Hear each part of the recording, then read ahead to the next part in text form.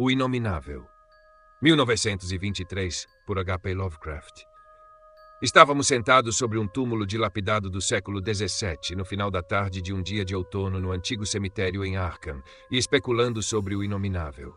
Olhando para o salgueiro gigante no centro do cemitério, cujo tronco quase engoliu uma lápide antiga e ilegível, eu havia feito um comentário fantástico sobre o alimento espectral e impronunciável que as raízes colossais deviam estar sugando daquela terra tumular antiga e macabra. Quando meu amigo me repreendeu por tal disparate e me disse que, como nenhum enterro havia ocorrido ali por mais de um século, nada poderia existir para nutrir a árvore de outra forma que não a ordinária. Além disso, acrescentou ele, minha conversa constante sobre coisas inomináveis e impronunciáveis era um artifício muito pueril, bastante condizente com minha baixa posição como autor. Eu gostava demais de terminar minhas histórias com visões ou sons que paralisavam as faculdades de meus heróis e os deixavam sem coragem, palavras ou associações para contar o que haviam experimentado. Conhecemos as coisas, disse ele, apenas através de nossos 5 sentidos ou de nossas intuições religiosas.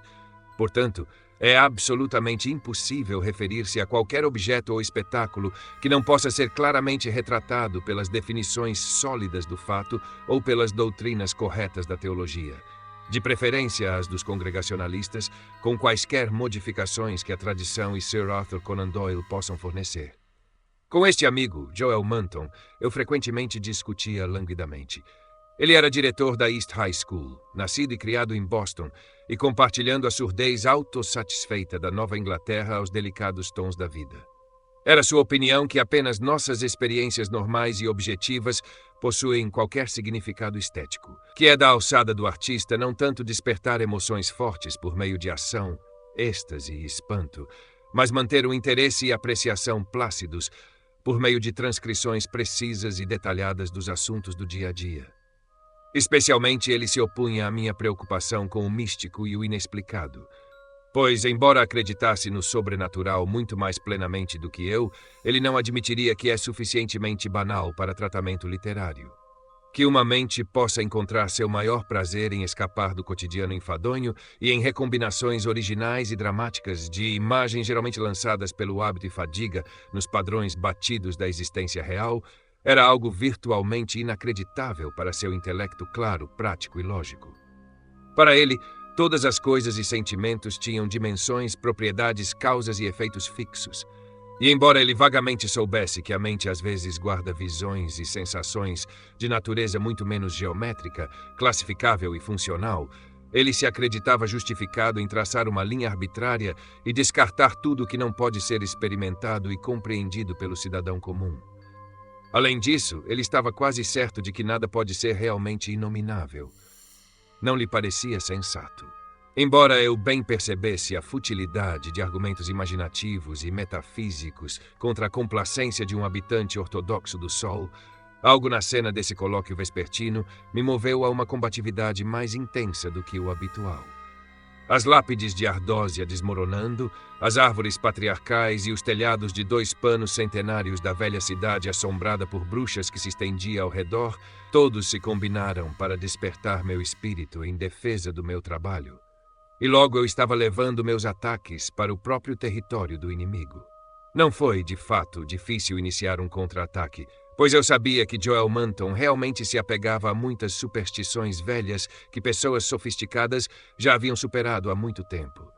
Crenças na aparição de pessoas moribundas em lugares distantes e nas impressões deixadas por rostos antigos nas janelas pelas quais haviam olhado durante toda a vida. Acreditar nesses sussurros de avós rurais, insistia agora, argumentava uma fé na existência de substâncias espectrais na Terra, separadas e subsequentes às suas contrapartes materiais. Isso argumentava uma capacidade de acreditar em fenômenos além de todas as noções normais.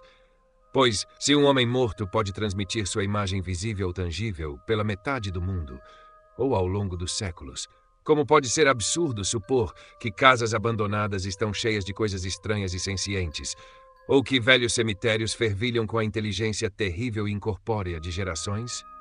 E já que o espírito, para causar todas as manifestações atribuídas a ele, não pode ser limitado por nenhuma das leis da matéria, Porque é extravagante imaginar coisas mortas vivendo psiquicamente em formas, ou ausências de formas, que devem ser para os espectadores humanos totalmente e horrivelmente inomináveis. Senso comum. Ao refletir sobre esses assuntos, assegurei ao meu amigo com algum calor, é meramente uma ausência estúpida de imaginação e flexibilidade mental. O crepúsculo já havia se aproximado, mas nenhum de nós sentia qualquer desejo de parar de falar. Manton parecia não se impressionar com meus argumentos, e ansioso para refutá-los, tendo aquela confiança em suas próprias opiniões que, sem dúvida, havia causado seu sucesso como professor. Enquanto eu estava muito seguro do meu terreno para temer a derrota. A noite caiu e luzes brilharam fracamente em algumas das janelas distantes, mas não nos movemos. Nosso assento no túmulo era muito confortável, e eu sabia que meu amigo prosaico não se importaria com a fenda cavernosa na antiga alvenaria perturbada por raízes atrás de nós, e com a escuridão total do local, trazida pela intervenção de uma casa cambaleante e abandonada do século XVII entre nós e a estrada iluminada mais próxima. Lá no escuro, sobre aquele túmulo rachado perto da casa abandonada, conversamos sobre o inominável. E depois que meu amigo terminou seu escárnio, contei-lhe sobre a terrível evidência por trás da história da qual ele havia zombado mais. Minha história havia sido chamada de A Janela do Sótão, e apareceu na edição de janeiro de 1922 da Whispers. Em muitos lugares, especialmente no sul e na costa do Pacífico, eles retiraram as revistas das bancas devido às reclamações de choramingas tolas. Mas a Nova Inglaterra não se emocionou e apenas encolheu os ombros para minha extravagância. A coisa, afirmava-se, era biologicamente impossível para começar. Meramente outro daqueles murmúrios loucos do interior que Cotton Mather fora ingênuo o suficiente para despejar em sua caótica Magnalia Christi americana, e tão mal autenticado que nem mesmo ele se aventurou a nomear a localidade onde o horror ocorreu. E quanto à maneira como eu ampliei a mera anotação do velho místico, isso era absolutamente impossível e característico de um escritor volúvel e fantasioso. Mather, de fato, havia falado da coisa como sendo nascida, mas ninguém além de um sensacionalista barato pensaria em fazê-la crescer. Olhar para as janelas das pessoas à noite e se esconder no sótão de uma casa em carne e espírito, até que alguém a visse na janela séculos depois e não conseguisse descrever o que era que tinha tornado seus cabelos grisalhos. Tudo isso era uma porcaria flagrante, e meu amigo Manton não demorou a insistir nesse fato. Então eu contei a ele o que havia encontrado em um antigo diário, mantido entre 1706 e 1723, desenterrado entre documentos de família a não mais de 1,5 quilômetros de onde estávamos sentados. Isso, e a certa realidade das cicatrizes no peito e nas costas do meu ancestral que o diário descrevia. Contei-lhe também dos medos de outros naquela região, e como eles foram sussurrados por gerações, e como nenhuma loucura mítica aconteceu com um menino que em 1793 entrou em uma casa abandonada para examinar certos vestígios suspeitos de estarem lá. Tinha sido uma coisa macabra. Não é de admirar que estudantes sensíveis tremam na era puritana em Massachusetts. Tão pouco se sabe do que aconteceu sob a superfície. Tão pouco, e ainda assim uma infestação tão horrível como ela borbulha putrescentemente em vislumbres ocasionais e macabros. O terror da bruxaria é um raio de luz horrível sobre o que estava cozinhando no cérebro esmagado dos homens. Mas mesmo isso é uma ninharia. Não havia beleza, nenhuma liberdade. Podemos ver isso pelos restos arquitetônicos e domésticos e pelos sermões venenosos dos divinos acanhados. E dentro daquela camisa de força de ferro enferrujada espreitava uma horripilância balbuciante, perversão e diabolismo. Aqui verdadeiramente estava a apoteose do inominável. Cotton Mather, naquele sexto livro demoníaco que ninguém deveria ler depois de escurecer, não poupou palavras ao lançar seu anátema. Severo como um profeta judeu, e laconicamente impassível como ninguém desde seus dias poderia ser, estava sobre a besta que havia dado à luz, o que era mais do que besta, mas menos do que homens, a coisa com o olho manchado, e do miserável bêbado gritando que eles enforcaram por ter tal olho. Isso ele contou com franqueza, mas sem uma dica do que veio depois. Talvez ele não soubesse, ou talvez ele soubesse e não ousasse contar. Outros sabiam, mas não ousavam contar. Não há indício público de por que eles sussurravam sobre a fechadura na porta para a escada do sótão na casa de um velho sem filhos, quebrado e amargurado, que havia colocado uma lápide em branco perto de uma sepultura evitada, embora se possa rastrear lendas evasivas suficientes para gelar o sangue mais fino. Está tudo naquele diário ancestral que encontrei. Todas as insinuações silenciosas e contos furtivos de coisas com um olho manchado vistas em janelas à noite ou em prados desertos perto das florestas. Algo havia pego meu ancestral em uma estrada escura do vale, deixando-o com marcas de chifres no peito e de garras de macaco nas costas. E quando procuraram por pegadas na poeira pisoteada, encontraram as marcas misturadas de cascos fendidos e patas vagamente antropóides. Uma vez, um carteiro disse que viu um velho perseguindo e chamando uma coisa horrível, desajeitada e sem nome em Meadow Hill, nas horas de pouca luz da lua antes do amanhecer, e muitos acreditaram nele. Certamente, houve uma conversa estranha uma noite em 1710, quando o velho sem filhos, quebrado, foi enterrado na cripta atrás de sua própria casa, à vista da lápide em branco. Eles nunca destrancaram aquela porta do sótão, mas deixaram toda a casa como estava, temida e deserta. Quando ruídos vinham dela, eles sussurravam e tremiam, e esperavam que a fechadura naquela porta do sótão fosse forte. Então eles pararam de esperar quando o horror ocorreu na casa paroquial, não deixando uma alma viva ou inteira. Com os anos, as lendas assumem um caráter espectral. Suponho que a coisa, se era uma coisa viva, deve ter morrido. A memória permaneceu horrivelmente, ainda mais horrivelmente, porque era tão secreta. Durante esta narração, meu amigo Manton ficou muito silencioso e eu vi que minhas palavras o haviam impressionado. Ele não riu quando eu parei, mas perguntou bem seriamente sobre o menino que enlouqueceu em 1793 e que presumivelmente tinha sido o herói da minha ficção. Eu contei a ele porque o menino tinha ido àquela casa evitada e deserta, e comentei que ele deveria estar interessado, já que acreditava que as janelas retinham imagens latentes daqueles que haviam se sentado nelas. O menino tinha ido olhar para as janelas daquele sótão horrível, por causa de contos de coisas vistas atrás delas, e tinha voltado gritando maniacamente. Manton permaneceu pensativo enquanto eu dizia isso, mas gradualmente reverteu ao seu humor analítico. Ele concedeu, por uma questão de argumento, que algum monstro antinatural realmente existiu, mas me lembrou que mesmo a perversão mais mórbida da natureza não precisa ser inominável ou cientificamente indescritível. Eu admirei sua clareza e persistência e acrescentei algumas revelações adicionais que eu havia coletado entre os idosos. Aquelas lendas espectrais posteriores, deixei claro, relacionavam-se a aparições monstruosas mais assustadoras do que qualquer coisa orgânica poderia ser. Aparições de formas bestiais gigantescas, às vezes visíveis e às vezes apenas tangíveis, que flutuavam em noites sem lua e assombravam a velha casa, a cripta atrás dela e a sepultura onde um broto havia surgido ao lado de uma lápide ilegível. Quer tais aparições tivessem ou não esfaqueado ou sufocado pessoas até a morte, como contado em tradições não corroboradas, elas haviam produzido uma impressão forte e consistente. E ainda eram temidas obscuramente por nativos muito idosos, embora amplamente esquecidas pelas últimas 2 gerações, talvez morrendo por falta de serem pensadas.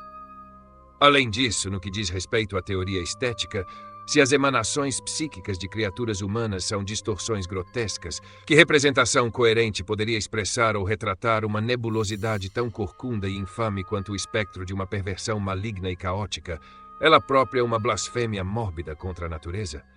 Moldado pelo cérebro morto de um pesadelo híbrido, não constituiria tal terror vaporoso em toda a verdade repugnante, o esquisitamente, o gritantemente inominável? A hora já devia ter ficado muito tarde. Um morcego singularmente silencioso passou roçando por mim, e acredito que tocou Manton também, pois, embora eu não pudesse vê-lo, senti-o levantar o braço. Presentemente ele falou: "Mas aquela casa com a janela do sótão ainda está de pé e deserta?" "Sim", respondi. "Eu a vi.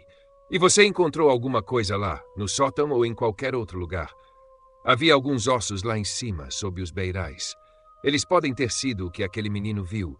Se ele fosse sensível, não precisaria de nada no vidro da janela para descontrolá-lo. Se todos viessem do mesmo objeto, deve ter sido uma monstruosidade histérica e delirante.